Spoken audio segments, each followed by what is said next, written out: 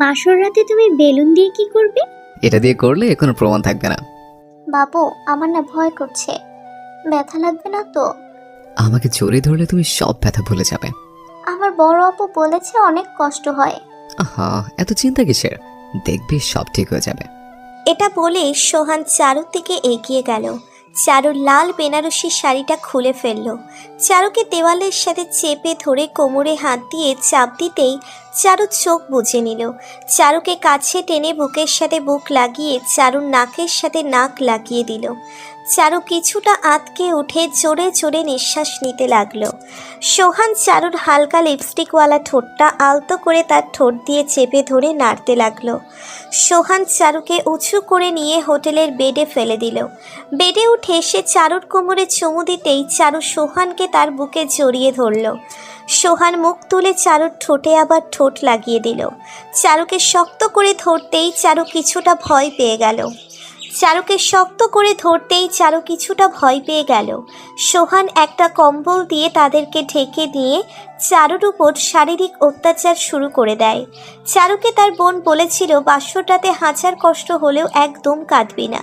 তাই চারু সোহানকে শক্ত করে ধরে চোখের পানি ফেলছিল, কিন্তু সেদিকে সোহানের কোনো খেয়াল ছিল না। কিছুক্ষণ পর সোহান দুর্বল হয়ে চারুর বুকে নুইয়ে পড়ে। চারুকে একটা চুমু দিয়ে দেখে চারুর চোখে পানি, যেটা সোহান একদম সহ্য করতে পারে না। এই, তুমি কাঁদছো কেন? কই না তো, এমনিতেই চোখে জল এসেছে। সোহান বিছানা থেকে চারুকে তুলে নিজের হাতের শাড়িটা পরিয়ে দিল। চারুকে এভাবে প্রথম কেউ টাচ করাতে চারু কিছুটা লজ্জা পেল। দুজনেই ফ্রেশ হতে চলে গেল।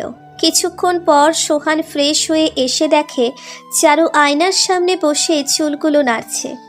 বেনারসি শাড়িতে ভেজা চুলে চারুকে আরো সুন্দর লাগছিল। সোহান চারুকে আয়নার সামনেই কোলে উঠিয়ে ছাদের দিকে রওনা দিল। এই এই এই কি করছো? ছাড়ো বলছি। না, ছাড়বো না। দুষ্টু, এত ভালোবাসা পেয়েও পেট ভরে না? না, তাই তো করে নিয়েছে। চারু সোহানের বুকে ঘুষি মারতে লাগলো। সোহান চারুকে নিয়ে ছাদে গিয়ে নামিয়ে দিল। চারু কিছুটা অবাক হয়ে চারদিকে তাকিয়ে রইল। চারদিকে আলোয় ভরা আবছাদের মাঝখানে একটা সুন্দর কেক রাখা আছে। চারু সোহানের দিকে তাকাতেই সোহান চারুকে হ্যাপি বার্থডে জানালো। ততক্ষণে মনে পড়ল আজকে তার জন্মদিন। সে সোহানকে জড়িয়ে ধরল। সোহান চারুকে নিয়ে কেক কাটলো। দুজন দুজনকে খুশির সাথে খাইয়ে দিল। হঠাৎ চারু খেয়াল করলো সোহানের চোখে জল। এই, কাঁদছো কেন? কিছু না, তোমাকে দেখে চোখে জল চলে এসেছে। জানি তো, এই বাদর ছেলেটা আমাকে অনেক ভালোবাসে। অনেক। আমিও না তোমাকে অনেক ভালোবাসি। তাহলে অন্য কাউকে বিয়ে করতে কষ্ট হচ্ছিল না? অন্য কেউ মানে? আমি তো তোমাকেই বিয়ে করেছি। সোহান তখন কথাটা অন্যদিকে ঘুরিয়ে নেয়। চারুকে কিছু বুঝতে না দিয়ে সে অন্য কথা বলতে থাকে। রাত প্রায় 8টা বাজে। সোহান চারুকে নিয়ে ছাদ থেকে নেমে এলো। রুম থেকে সব কিছু নিয়ে বাইরে এলো। আগে থেকেই গাড়ি রেডি ছিল। সে চারুকে গাড়িতে বসিয়ে দিল। কি হলো সোহান, এত রাতে কোথায় যাবে? তুমি এখন বাড়ি যাও। কেন? আমাদের তো তোমার বাসায় যাওয়ার কথা। তোমার বাবা ফোন দিয়ে বলল তোমার মা নাকি অনেক অসুস্থ, তাই তোমাকে তাড়াতাড়ি যেতে বলেছে। চলো না তুমিও আমার সাথে। না থাক, আমার একটু কাজ আছে। তুমি বসো, ড্রাইভার তোমাকে পৌঁছে দেবে। তাহলে আবার কাঁদছো কেন? এমনি তুমি চলে যাচ্ছ, তাই কষ্ট হচ্ছে। তাহলে একসাথে যাই। না থাক, তুমি যাও। চারু গাড়ি থেকে নেমে সোহানকে জড়িয়ে ধরল। সোহান চারুকে বলতে চাচ্ছিল চারু আমাকে মাফ করে দিও, কিন্তু বলতে পারল না। সে যে অপরাধ করেছে এটা ক্ষমার যোগ্য না। এটাকে মেয়েকে এভাবে ধর্ষণ করাটা একদম ঠিক না। একটা মেয়েকে এভাবে ধর্ষণ করাটা একদম ঠিক না। সোহান চারুকে গাড়িতে তুলে দিল। গাড়িটা ছেড়ে চলে যেতে লাগলো সোহানের পাশ থেকে। যত দূর পর্যন্ত দেখা যাচ্ছিল সোহান ততক্ষণ দেখেই যাচ্ছিল গাড়িটা অদৃশ্য হবার পর সোহান তার বাড়ির দিকে হেঁটেই রওনা দিল। তাহলে আসুন জেনে নেওয়া যাক এদের আসল কাহিনীটা। সোহান বড়লোক বাবার একমাত্র ছেলে। ডাকার কারণে এলাকার বড় ভাই হিসেবে সবাই তাকে চেনে। এবার সে অনার্স 3য় বর্ষের ছাত্র, আর চারু হলো সাধারণ পরিবারের মেয়ে, দেখতে বেশ সুন্দর। এবার অনার্স 1ম বর্ষের ছাত্রী। তারা দুজন একসাথেই একই ভার্সিটিতে পড়াশোনা করে। সোহান চারুকে সেই ছোটবেলা থেকেই ভালোবাসে, কিন্তু কখনো চারুকে বলতে পারেনি, কারণ চারু মাস্তান আর বড়লোকদের পছন্দ করত না। সে সোহানের হাবভাব আর প্রতিদিন পিছু করাতে সব টের পেত, কিন্তু কোনোদিন সোহানকে কিচ্ছু বলেনি। কিন্তু সোহান জানতে পারে যে চারুর পরিবার চারুকে জোর করে বিয়ে দিচ্ছে, তাও কাউকে না জানিয়ে। সোহান সেটা শুনে ঠিক থাকতে পারেনি, আর থাকবেই বা কেমন করে? যে মেয়েটাকে এতদিন ধরে ভালোবাসে তাকে কি ছেড়ে দেওয়া যায়? তাই সে বন্ধুদেরকে দিয়ে চারুর বরকে মারধর করে গোপনে চারুকে নিয়ে এসেছে। চারু টের পায়নি, কারণ দুজনের নামই সোহান। সে চারুকে নিয়ে হোটেলে নিয়ে এসেছে রেপ করে, যাতে চারুর পরিবার শেষ পর্যন্ত তার সাথেই চারুকে বিয়ে দেয়। এর আগের ঘটনা সবার জানা, তাই চলুন আবার ফিরে যায়।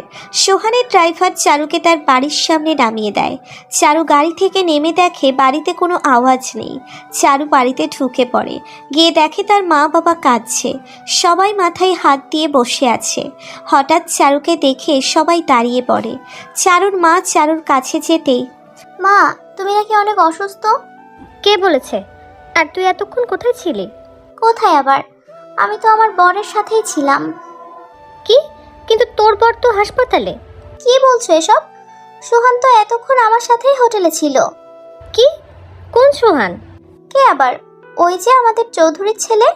চারুর মা বাবা আর সবাই একথা শুনে অবাক হয়ে গেল। চারুর মা আবার কান্না শুরু করে দিল। প্রতিবেশীরা সবাই চলে যেতে লাগলো। তখনই চারুর বোন চারুকে নিয়ে ঘরে চলে যায়। এই চারু, তুই কি বলছিস? সোহান কেন তোর সাথে যাবে? কি বলছো তোমরা? আমার বর তো আমার সাথেই থাকবে। কখন তোকে সোহান নিয়ে গিয়েছে? কখন আবার? আমাকে তোমরা বাইরে গাড়িতে যখন উঠিয়ে দিলে। আচ্ছা, ও তোকে তো কিছু করেনি? বুবুও তো আমার সাথে সব করেছে। কি? ও তোকে ভোগ করেছে? কেন ভোগ বলছিস কেন? সেটা তো বাসর রাতে সবারই হয়। এই পাগল, ও তোর বর না, ও তোকে ব্যবহার করেছে। এটা বলেই চারুর বোন চারুর সামনে একটা ছবি রেখে বলে, এটা তোর আসল বর। চারুর বোনের হাতের ছবি দেখে চারু কিছুটা চমকে গিয়ে পিছিয়ে যায়। সে কি দেখছে? এটা তো সোহান না। চারুর চোখ দিয়ে অনায়াসে জল পড়তে থাকলো। চারুর বোন চারুকে ছুতেই এক ঝটকা দিয়ে হাতটা সরিয়ে দিয়ে কাপড় খুলে ওয়াশরুমের দিকে কাঁদতে কাঁদতে দৌড় দেয়। পানি ছেড়ে দিয়ে সাবান দিয়ে নিজেকে ধোয়ার চেষ্টা করছে, কিন্তু কেন যেন সোহানের স্পর্শের কলঙ্কের দাগটা আরও গেঁথে যাচ্ছে চারুর শরীরে। ওদিকে সোহান রুমে গিয়ে এক গ্লাস জল খেতে গিয়ে গ্লাসটা পড়ে গিয়ে ভেঙে গেল। সে বিছানার উপর বসে মাথায় হাত দিয়ে বালিশে মাথা রাখল। তার মন তাকে সাই দিচ্ছে না। সে এভাবে চারুকে বিয়ের রাতে ধর্ষণ করে ঠিক করেনি, কিন্তু কী বা করার ছিল? সে চারুকে কখনোই ভুলতে পারেনি। সে সোজা তার বাবাকে গিয়ে সব বলে দেয়। তার বাবা এসব শুনে চুপ করে বসে থাকে। হঠাৎ দরজায় কড়া নড়ল সোহান। কিছুটা আন্দাজ করতে পেরে আড়ালে চলে গেল সোহান। দরজা খুলতেই দেখল চারুর মা আর বাবা চোখে পানি দিয়ে হাত জোর করে তার বাবার সামনে বসে পড়ল। কি হয়েছে? তোমরা এত রাতে এখানে? স্যার, আমার মেয়ে সর্বনাশ হয়ে গিয়েছে। কি হয়েছে সেটা বলো। স্যার, আমার মেয়েকে বিয়ের আসর থেকে নিয়ে গিয়ে আপনার ছেলে নষ্ট করেছে। এই ব্যাপার? আচ্ছা, কখন ঘটেছে এই ঘটনা? এই তো একটু আগেই। শোনো চারুর বাবা, কিছু জানাজানি হওয়ার আগেই তুমি বাড়ি চলে যাও। কালকে কাজী ডেকে আমি এদের বিয়ের সব ব্যবস্থা পাকা করছি। চারুর মা বাবা একথা শুনে কিছুটা অবাক হলেন, তবে চৌধুরী বাড়ির বউ হবে এটা শুনে অনেক খুশি হলো। চারুর মা বাবাকে তার বাবা খুব আদরের সাথে বাড়ি পাঠিয়ে দিল। সোহান আড়াল থেকে আসতেই তার বাবা একটা মুচকি হাসি দিয়ে অল দ্য বেস্ট বলে চলে গেল। সোহান খুশি হয়ে রুমে চলে গেল, কিন্তু তার চিন্তা হলো চারু কি তাকে মেনে নিবে? চারু যেরকম মেয়ে তাতে সে কখনোই মেনে নিবে না। বিছানায় মাথা দিয়ে এসব ভাবতে ভাবতে কখন কখন সে ঘুমিয়ে গেল। অন্যদিকে চারু 1 ঘন্টা ধরে গোসল করার পর চোখের পানি নিয়ে বের হয়ে এলো। সে এখনও ভাবতে পারছে না যে সে একটা নষ্ট মেয়ে। আয়নার সামনে গিয়ে নিচের দিকে তাকাতে লজ্জা হচ্ছিল চারুর। সে ভাবতেই পারেনি সোহান এভাবে তাকে ধোঁকা দিবে। সে তো সোহানকে অনেক ভালোবাসত, তাহলে সে এটা করলো কিভাবে? চারু ঘরের এক কোণে বসে নিজেকে আড়াল করে চুপ মেরে বসে চোখের জল ফেলছে। রাতে না খেয়ে সারা রাত কাটিয়ে দিল। চারুর মা বাবা বাসায় ফিরে আসলো। তাদের মুখে রয়েছে হাসির রেখা। চারুর মা তখন চারুর রুমের দিকে এগোলো চারুকে খবরটা জানাতে। চারু ভুল করে দরজা লক করতে ভুলে যায়। ওদিকে চারুকে দেখতে চারুর মা চারুর রুমের সামনে গিয়ে দরজা খুলতেই চিৎকার দিয়ে ওঠে। চিৎকার শুনে তার বাবা আর বোন দৌড়ে চলে আসে। তারাও এসে ভয় পেয়ে যায়। তাড়াতাড়ি করে চারুর বাবা বিছানায় উঠে চারুকে নামিয়ে একটা সজোরে থাপ্পড় মারে। চারু থাপ্পড় খেয়ে ফ্লোরে ছিটকে পড়ে। সবাই চারুকে জড়িয়ে ধরে কাঁদতে থাকে। আসলে চারু ভুল করে দরজা লক না করে গলায় দড়ি নেবার সিদ্ধান্ত নেয়, আর সে তখন ওড়না পেঁচিয়ে গলার ভিতর নেয়। তখনই তার মা চলে আসে, আর তার পরের ঘটনা তো জানতেই পারলেন। রাত প্রায় 4টা বাজে। চারুর মা বাদে সবাই ঘুমিয়ে পড়েছে। চারু তার মায়ের কোলে শুয়ে রয়েছে। মা, মা, হ্যাঁ বল। মা, আমাকে তোমরা কেন জন্ম দিয়েছিলে? আজ যদি আমি না থাকতাম তাহলে তোমাদের মান সম্মানটা যেত না। কি বলছিস এসব? হ্যাঁ মা, আমার জন্য আর তোমরা কারো কাছে মুখ দেখাতে পারবে না। আমি কি ক্ষতি করেছিলাম? এখন আমার কি হবে? সবাই তো আমাকে নষ্ট বলবে, কেউ আমাকে আর চাইবে না। হ্যাঁ, আছে একজন যে তোকে এখনো চায়। আমাকে কেন সান্ত্বনা দিচ্ছ? যার জন্য এত কিছু, সেই তোকে বিয়ে করবে। ওই বদমাইশ আবার কি করবে? মদ গাঁজা খেয়ে বেড়ায় আর মেয়েদের সাথে এমন করে। না মা, তুই ভুল বুঝছিস। সোহান খারাপ হতে পারে, কিন্তু ওর চোখে আমি তোর ভালোবাসা দেখেছি। মা, তুমি আর ওই কুত্তার বাচ্চার কথা আমার সামনে আর বলবে না।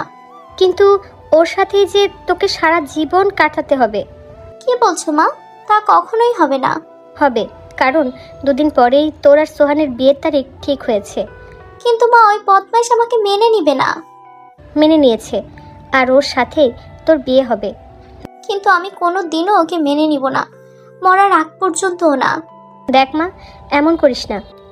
চৌধুরীর ছেলে, এমন কাজ নেই যেটা পারে না। তাছাড়া তুই চৌধুরী বাড়ির বউ হবি, এটাই বড় কথা। জানিস কত বড় লোকের মেয়ে ওই বাড়ির বউ হতে চায়?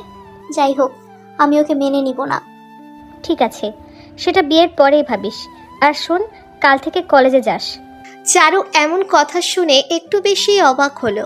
তার মা এসব কিভাবে বলছে, আর বাইরে বের হলে সবাই তাকে কি বলবে? তাকে দেখে তো সবাই হাসবে, থুতু ফেলবে। তবে চারুর মতে প্রতিশোধের আগুন জ্বলছে। সে সোহানকে উচিত শিক্ষা দেবেই। হঠাৎ ফোনের ওয়ালপেপারের দিকে তাকিয়ে দেখে তার বিএফের ফোন। চারু ভেবে নিয়েছিল হয়তো এখন তার সাথে তার বিএফ ব্রেকআপ করে নিবে, তাই সে ফোন কেটে